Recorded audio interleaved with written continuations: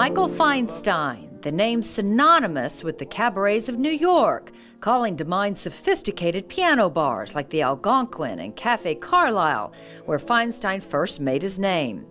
But his fame stretches coast to coast. He is also principal conductor of the Los Angeles Symphony. Yet there is one place that has become very special to Feinstein: Carmel, Indiana. Feinstein first came to Indiana with his husband, who has family in the area, and felt instantly at home. It reminded him of his childhood in Columbus, Ohio. Well, I am a resident of Indiana. I mean, Yes. This is my home. And I enjoy being here because it takes me back to my roots. But here is a place where there's no artifice, where people are genuine on a level that doesn't always exist in other places. There's a simplicity in the best sense of the word that I appreciate, because the world gets more complicated. They bought a house in Carmel and the timing was perfect. The city's new claim to fame, the lavish Palladium, had just been built.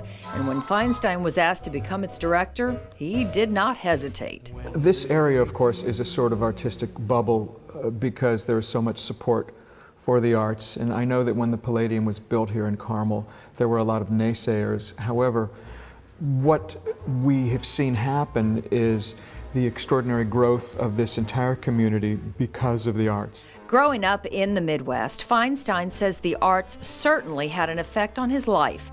Particularly as a young teen, he discovered the music of George Gershwin and other composers, the music we now call the Great American Songbook. They heard the breeze in the trees, singing weird melodies, and they made that the start of the blues.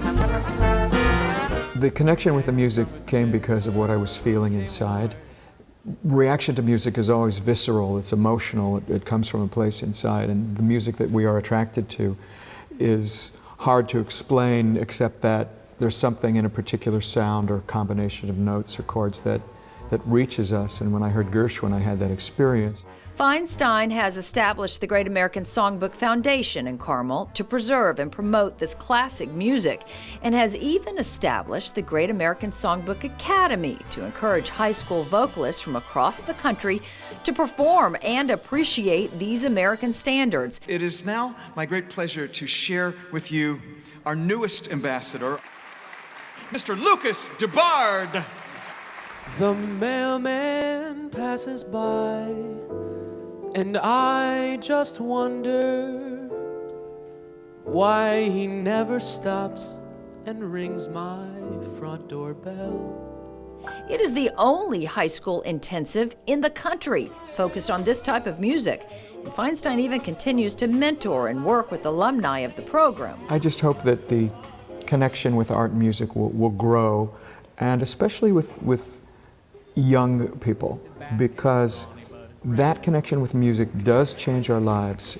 It gives us a connection to spirit and to hope, and it allows us to interact with people with whom we might not have anything else in common, and it brings us together to see common humanity.